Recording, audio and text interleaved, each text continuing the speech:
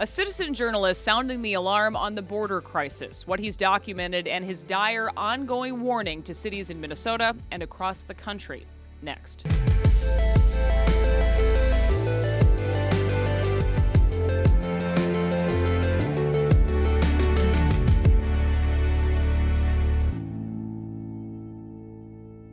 Auden Cabello, thank you for being here and for the important work you continue to do. It's good to see you again.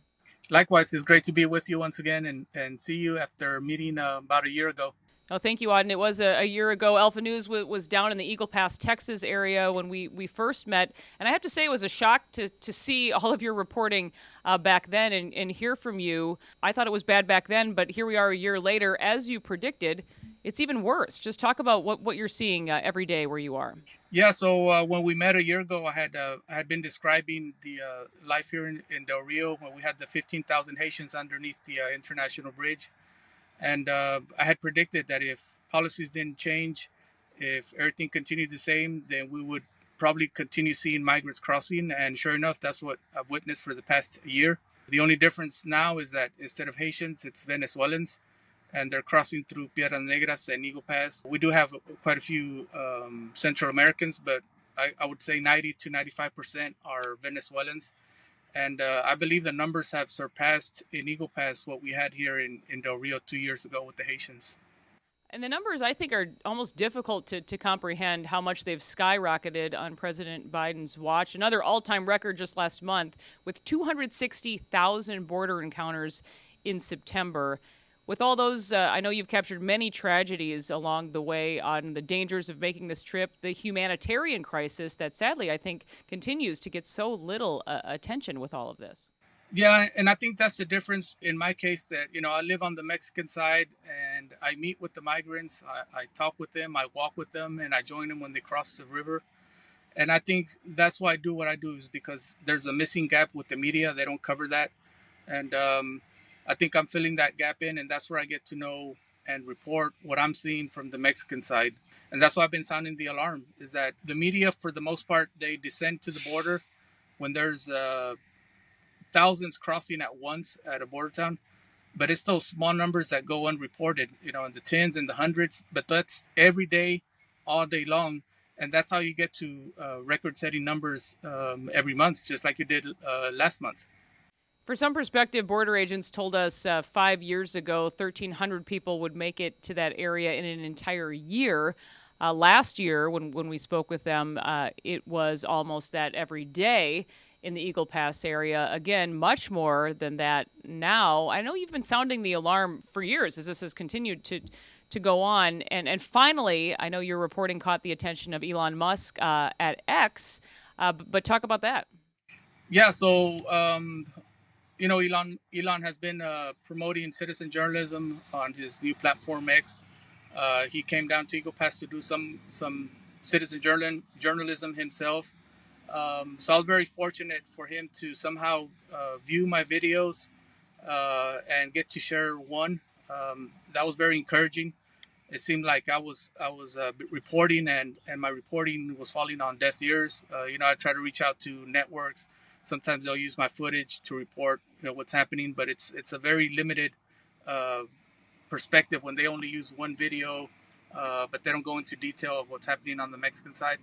And in a sense, it was discouraging for me. I said, I'm out here all day in the sun, in the heat with the migrants, reporting what's really happening, and the media's not picking up on it. So for Elon Musk to repost one of my videos, of course, that's very, very encouraging. To get noticed, and it motivates me to keep doing what I'm doing. Yeah, and at last check, I think it had been viewed more than 25 million times, so certainly it is making a difference. And I think what's so remarkable about you also, Auden, is your personal story. You are a U.S. citizen who married a woman from Mexico. Paperwork problems led to her green card being denied during the whole mess with COVID. So you've been forced to live on the Mexican side of the border because you believe in doing things legally, and yet you're watching all of this continue to play out. What's that been like? And also give us an update on your wife's case. Yes, so that's the whole irony. Me as a U.S. citizen having to live in Mexico because I'm trying to get my wife and my family across legally. Yet at the same time, I'm documenting thousands come across illegally and get a free pass into the country. The latest status is that we've been approved. All our documentation has been submitted. So we're just waiting for her interview. More likely it'll be in Juarez, where she'll have to go do her interview. And after that, we're hoping she gets approved and gets her U.S. residence. And the plan after that is probably remain close to the border. I've been trying to get away from the border, but it keeps pulling me back. There's a big need to report what's happening, especially from the Mexican side here on the border. It's affecting every family here in the community, directly or indirectly. Right now in Piedras Negras, with all the crossings in Eagle Pass, they do have two international bridges. One has been closed for 2 weeks now, so it's hurting that community, both in Piedras Negras, Eagle Pass, and here in Del Rio. When we had the 15,000 Haitians, they closed the international bridge for a whole week. So of course it hurt the whole community, commerce, and the biggest complaint here in the communities, border towns, is that the government officials, they implement changes that it doesn't affect the illegal crossings. It affects law-abiding citizens, and that's the biggest complaint and frustration here, is that they're completely detached from reality. Is that they're targeting the wrong people. I mean, if you're going to implement some changes, do it where it's going to affect the illegal crossings, or stop them, or do something, but don't affect the livelihood of your law-abiding citizens, whether it's in Mexico or here in the U.S., the border towns. Yeah, on that note, I'll never forget what you told me last year. And you said if something doesn't change, I think eventually this country, speaking of the U.S., could collapse. And I think of your words often. You see what's happening on the streets of New York, and even closer to home in Bemidji, Minnesota, a story recently that made headlines of 11 illegal immigrants processed at a home where multiple minor girls were allegedly raped. But what kind of toll has this taken? And you're someone who has really been trying to sound the alarm, and in many ways, it's fallen on deaf ears. Yeah, so the toll has been, it's been well, here in the communities, they're passing through, um, but talking to migrants, I knew that they're not here. Their intentions are not to assimilate. um, you know I knew things were going to get worse.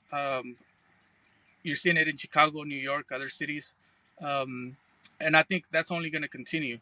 I mean, when you have an open border, and there's thousands pouring through, you have no idea who they are. And of course, if they can't find a job, um, they don't have any of the resources required. I mean, they're going to go out and do whatever they can to survive.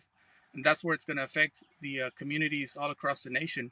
And I think the small communities, especially, are the ones that are going to be the biggest hit. Just look at Eagle Pass, what they're going through. They have not received a single cent from the federal government. The city has issued back to back emergency declarations. The hospital has been overwhelmed with migrants that the local residents can be attended. And I said before, that's going to be multiplied many times for all the cities across the nation. And that's what you're seeing now. Are you hopeful the Secure the Border Act passes? In your opinion, does it go far enough? So I'll be honest. Uh, and I think I reflect the sentiment of a lot of people here in the border towns. We've lost faith in politicians. We lost faith, especially in Republicans who have talked about fixing the issue, and they have not resolved anything. And I think what you saw yesterday in Congress is proof of that. Some are fed up with the talk, and there's no action. And that's something that here at the border, we've seen it. A lot of talk from politicians. They come down with their delegations, visit for several hours, in and out, they're gone. But things continue the same. They don't even talk to the local residents. So that's how detached they are from reality. And I don't see, under this administration, I don't see anything changing. Well, An Cabello, again, thank you so much for the important work you continue to do, and we pray that you continue to stay safe. Thank you. Great being with you. Thank you, Auden, and that'll do it for this episode of Liz Collin Reports. We'll see you next time.